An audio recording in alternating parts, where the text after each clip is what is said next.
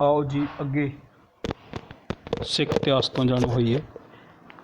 प्रश्न गुरु हरगोबिंद साहब जी उन्हां दी नवीं नीति दे दो महत्वपूर्ण नतीजे की निकले। पहला, गुरु हरगोबिंद साहब जी की नवीं नीति के नतीजे वजों जहांगीर ने गुरु साहब नूं गवालियर के किले विच कैद कर लिया। गवालियर के किले विच कैद कर लिया। दूसरा, इस नीति के सिट्टे वजों सिखां ते मुगलों विचकार युद्ध शुरू हो गए। अगे गुरु हरगोबिंद साहब के गुरु काल नूं किहड़े 3 भागां विच वंडिया जांदा है। 1606 ईस्वी तो 1627 ईस्वी तक इस काल विच मुगल बादशाह जहांगीर सी। 1606 तो 1627 तक जहांगीर। अगे 1628 ईस्वी तो 1635 ईस्वी तक इस काल विच मुगल बादशाह शाहजहां सी अते 1628 तो 1635 विच गुरु साहबान नूं कई युद्ध भी करने पे। तीसरा काल 1635 तो 1644 तक या 1645 तक इस काल विच गुरु साहब पर्वती प्रदेशों विच शांतिपूर्वक धार्मिक कार्रवाइयां विच मशरूफ रहे। अगे किस मुगल सम्राट ने गुरु हरगोबिंद साहब नूं बंदी बनाया अते क्यों बनाया। मुगल सम्राट जहांगीर ने गुरु हरगोबिंद साहब जी नूं बंदी बनाया। कारण ये सी कि उन्होंने नवीं नीति अपना लई सी। अपने कोल घोड़े अते सैनिक रख लए सी। इस करके उन्होंने गवालियर के किले विच कैद किया गया। अगे गुरु हरगोबिंद साहब गवालियर के किले विच कितनी देर कैद रहे। वक्खो वक्खरे विद्वानां ने वक्खो वक्खरा समा दस्सिया है। कई लेखक 12 साल कहते हैं, कुछ उन्हां दी कैद का समा 5 साल कहते हैं। असल विच ओह गवालियर के किले विच लगभग 2 साल ही रहे। अगे गुरु हरगोबिंद साहब जी नूं बंदी छोड़ बाबा क्यों कहा जाता है। गुरु हरगोबिंद साहब जी नूं बंदी छोड़ बाबा इसलिए कहा जाता है क्योंकि गवालियर के किले तो जदों ओह रिहा होए तां उन्हां ने अपने नाल 52 बंदी कैदियां नूं भी रिहा करवाया सी, आज़ाद करवाया सी। अगे गुरु हरगोबिंद जी नूं कैद तो रिहा करवाउण विच किहड़े 2 व्यक्तियों ने सहायता की। गुरु हरगोबिंद जी नूं कैद तो रिहा करवाउण विच मुगल अधिकारी वजीर खां अते सूफी संत मियाँ मीर ने बड़ी हैल्प की। अगे जी शाहजहां दे समय मुगल सिख दुश्मनी के मुख कारण की सी। शाहजहां दे समय मुगल सिख दुश्मनी के कारण शाहजहां की धार्मिक कट्टरता। गुरु हरगोबिंद साहब जी की नवीं नीति उन्हां दियां राजनीतिक ते सैनिक सरगर्मियां अते नक्शबंदी का शाहजहां नूं सिखां विरुद्ध भड़काउणा सी। अगे जी गुरु हरगोबिंद साहब अते मुगलों विचकार किहड़े 4 स्थानां ते लड़ाइयां होईयां।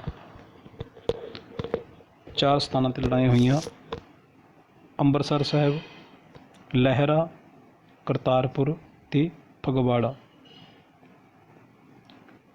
अंबरसर साहब, लहरा, करतारपुर ते फगवाड़ा ये 4 लड़ाइयां होईयां। अगे मुगलों अते सिखां विचकार पहली लड़ाई कदों अते कित्थे हुई।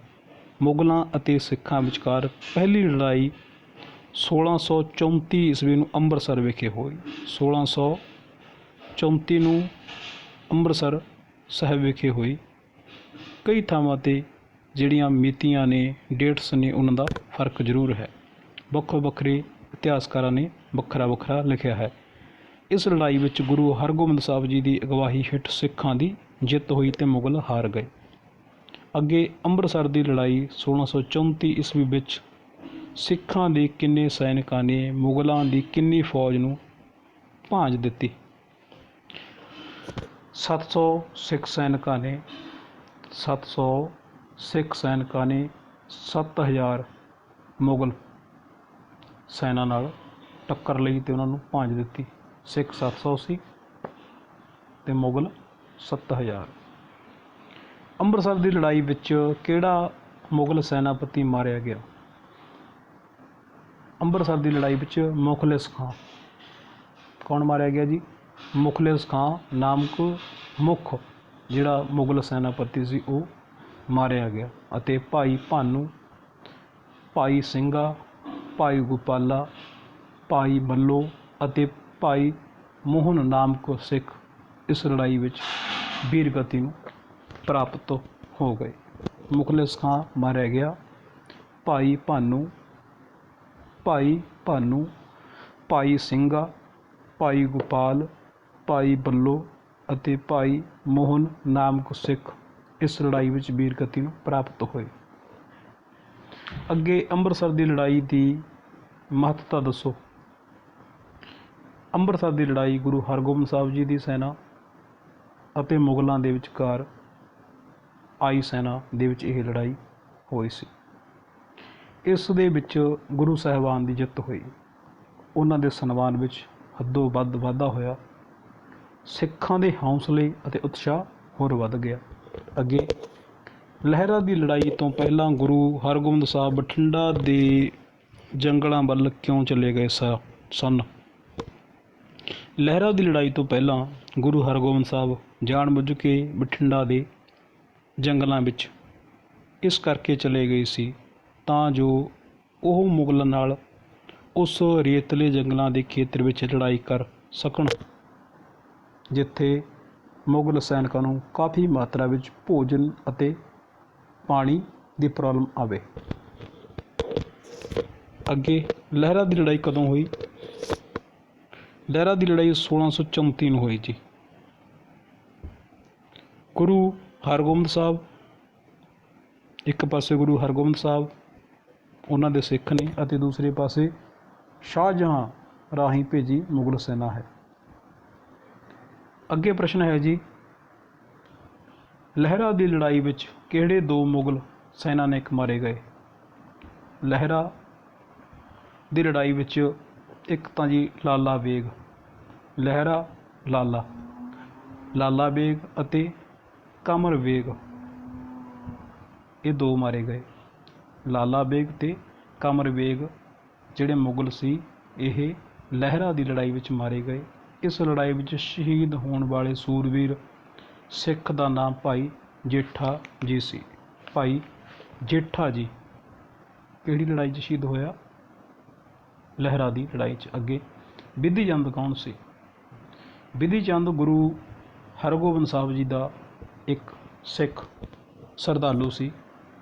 ਉਹ ਭੇਸ ਬਦਲ ਕੇ ਮੁਗਲਾਂ ਦੀ ਸ਼ਾਹੀ ਅਸਤਬਲ ਵਿੱਚੋਂ ਦਿਲਬਾਗ ਅਤੇ ਗੁਲਬਾਗ ਨਾਮੀ ਦੋ ਘੋੜੇ ਕੱਢ ਕੇ ਲਿਆਇਆ ਸੀ ਜੋ ਮੁਗਲਾਂ ਨੇ ਸਿੱਖਾਂ ਤੋਂ ਖੋਹ ਲਏ ਸੀ। ਇਸ ਕਾਰਨ ਮੁਗਲਾਂ ਅਤੇ ਸਿੱਖਾਂ ਵਿਚਕਾਰ ਹੋਈ ਲਹਿਰਾ ਦੀ ਲੜਾਈ ਵਿੱਚ ਬਿਧੀ ਚੰਦ ਨੇ ਅਨੋਖੀ ਵੀਰਤਾ ਦਾ ਸਬੂਤ ਦਿੱਤਾ। ਅੱਗੇ ਦੋ ਘੋੜਿਆਂ ਦੇ ਨਾਮ ਦੱਸੋ ਜੀ। ਦਿਲਬਾਗ ਅਤੇ ਗੁਲਬਾਗ ਜੋ ਮੁਗਲਾਂ ਅਤੇ ਸਿੱਖਾਂ ਵਿਚਕਾਰ ਲਹਿਰਾ ਦੀ ਲੜਾਈ ਦਾ ਕਾਰਨ ਬਣੇ। ਅੱਗੇ ਕਰਤਾਰਪੁਰ ਦੀ ਲੜਾਈ ਕਦੋਂ ਹੋਈ? 1635 ਲਿਖਿਆ ਹੋਇਆ, ਇੱਥੇ ਤਰੀਕਾਂ ਦਾ ਫਰਕ ਹੈ ਕਈ ਥਾਵਾਂ 'ਤੇ। ਕਰਤਾਰਪੁਰ ਦੀ ਲੜਾਈ 1635 ਈਸਵੀ ਵਿੱਚ ਹੋਈ। ਗੁਰੂ ਹਰਗੋਬਿੰਦ ਸਾਹਿਬ ਜੀ ਨੇ ਇੱਕ ਪਾਸੇ ਅਤੇ ਇੱਕ ਪਾਸੇ ਸ਼ਾਹਜਹਾਂ ਰਾਹੀਂ ਭੇਜੀ ਗਈ ਮੁਗਲ ਸੈਨਾ ਹੈ। ਕਰਤਾਰਪੁਰ ਦੀ ਲੜਾਈ ਵਿੱਚ ਗੁਰੂ ਹਰਗੋਬਿੰਦ ਸਾਹਿਬ ਜੀ ਦੇ ਕਿਹੜੇ ਦੋ ਸਪੁੱਤਰਾਂ ਨੇ ਬਹਾਦਰੀ ਦਾ ਸਬੂਤ ਦਿੱਤਾ? ਬਾਬਾ ਗੁਰਦਿੱਤਾ ਜੀ ਤੇ ਬਾਬਾ ਤਿਆਗਮੱਲ ਜੀ।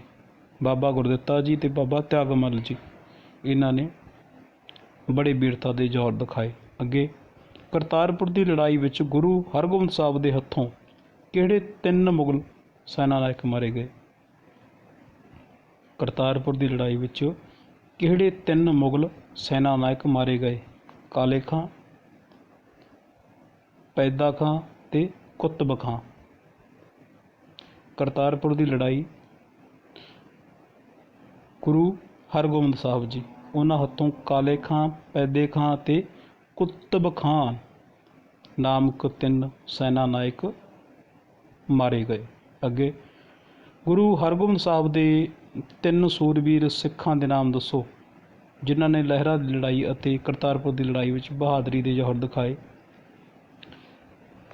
ਨੰਬਰ 1 ਬਿਧੀ ਚੰਦ, ਨੰਬਰ 2 ਰਾਏ ਜੋਧ, ਨੰਬਰ 3 ਜਤੀ ਮੱਲ।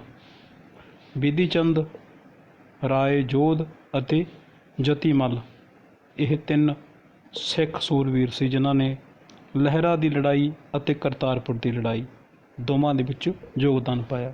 ਬਿਧੀ ਚੰਦ, ਰਾਏ ਜੋਧ ਤੇ ਜਤੀ ਮੱਲ। ਅੱਗੇ ਜੀ, ਗੁਰੂ ਹਰਗੋਬਿੰਦ ਸਾਹਿਬ ਦੀ ਮੁਗਲਾਂ ਨਾਲ ਚੌਥੀ ਤੇ ਅੰਤਮ ਲੜਾਈ ਕਿਹੜੀ ਸੀ? ਚੌਥੀ ਲੜਾਈ ਸੀ ਜੀ ਫਗਵਾੜਾ ਦੀ, ਜਿਹੜੀ ਅਪ੍ਰੈਲ-ਮਈ 1635 ਦੇ ਵਿੱਚ ਹੋਈ। ਫਗਵਾੜਾ ਦੀ ਲੜਾਈ ਸੀ ਜਿਹੜੀ 1635 ਦੇ ਵਿੱਚ ਲਗਭਗ ਇਹ ਲੜਾਈ ਲੜੀ ਗਈ। ਅੱਗੇ ਜੀ, ਗੁਰੂ ਹਰਗੋਬਿੰਦ ਸਾਹਿਬ ਨੇ ਪਹਾੜੀ ਖੇਤਰ ਵਿੱਚ ਕਿਸ ਨਵੇਂ ਨਗਰ ਦੀ ਸਥਾਪਨਾ ਕੀਤੀ? ਗੁਰੂ ਹਰਗੋਬਿੰਦ ਸਾਹਿਬ ਜੀ ਨੇ ਪਹਾੜੀ ਖੇਤਰ ਵਿੱਚ ਕੀਰਤਪੁਰ, ਕਿਹੜੇ ਜੀ? ਕੀਰਤਪੁਰ ਨਾਮੀ ਨਵੇਂ ਨਗਰ ਦੀ ਸਥਾਪਨਾ ਕੀਤੀ ਗੁਰੂ ਹਰਗੋਬਿੰਦ ਸਾਹਿਬ ਜੀ ਨੇ। ਇਸ ਨਗਰ ਲਈ ਉਹਨਾਂ ਨੂੰ ਜ਼ਮੀਨ ਕਹਿਲੂਰ ਦੇ ਰਾਜਾ ਕਲਿਆਣ ਚੰਦ ਨੇ ਭੇਟਾ ਕੀਤੀ ਸੀ। ਕਹਿਲੂਰ ਦੇ ਰਾਜਾ ਕਲਿਆਣ ਚੰਦ ਨੇ ਜ਼ਮੀਨ ਭੇਟਾ ਕੀਤੀ। ਗੁਰੂ ਹਰਗੋਬਿੰਦ ਸਾਹਿਬ ਜੀ ਨੇ ਪਹਾੜੀ ਖੇਤਰ ਵਿੱਚ ਕੀਰਤਪੁਰ ਨਾਮੀ ਨਵਾਂ ਨਗਰ ਸਥਾਪਿਤ ਕੀਤਾ। ਅੱਗੇ, ਗੁਰੂ ਹਰਗੋਬਿੰਦ ਸਾਹਿਬ ਜੀ ਨੇ ਆਪਣੇ ਜੀਵਨ ਦੇ ਅੰਤਿਮ 10 ਵਰ੍ਹੇ ਕਿੱਥੇ ਅਤੇ ਕਿਸ ਤਰ੍ਹਾਂ ਬਤੀਤ ਕੀਤੇ? ਉਹਨਾਂ ਨੇ 1635 ਤੋਂ ਲੈ ਕੇ 1644-45 ਤੱਕ ਕੀਰਤਪੁਰ ਨਾਮੀ ਨਗਰ ਵਿੱਚ ਧਰਮ ਦਾ ਪ੍ਰਚਾਰ ਕਰਦੇ ਹੋਏ ਬੜੇ ਹੀ ਸ਼ਾਂਤੀਪੂਰਵਕ ਆਪਣੇ ਜੀਵਨ ਦੇ ਅੰਤਿਮ 10 ਸਾਲ ਬਤੀਤ ਕੀਤੇ। ਅੱਗੇ ਜੀ, ਗੁਰੂ ਹਰਗੋਬਿੰਦ ਸਾਹਿਬ ਦੇ ਸਮੇਂ ਦੇ 4 ਪ੍ਰਸਿੱਧ ਜਿਹੜੇ ਸ਼ਰਧਾਲੂ ਸੀ ਸਿੱਖ, ਉਹਨਾਂ ਦੇ ਨਾਮ ਦੱਸੋ ਜਿਨ੍ਹਾਂ ਨੇ ਵੱਖ-ਵੱਖ ਸਥਾਨਾਂ 'ਤੇ ਜਾ ਕੇ ਸਿੱਖ ਧਰਮ ਦਾ ਬੜਾ ਹੀ ਉਤਸ਼ਾਹਪੂਰਵਕ ਪ੍ਰਚਾਰ ਕੀਤਾ। ਭਾਈ ਗੁਰਦਾਸ ਜੀ, ਭਾਈ ਬਿਧੀ ਚੰਦ ਜੀ, ਭਾਈ ਅਲਮਸਤ ਜੀ ਤੇ ਭਾਈ ਬੱਲੂ ਹਸਨਾ ਜੀ। ਕਿਹੜੇ 4 ਨੇ ਜੀ ਗੁਰਸਿੱਖ ਇਹ ਪਿਆਰੇ?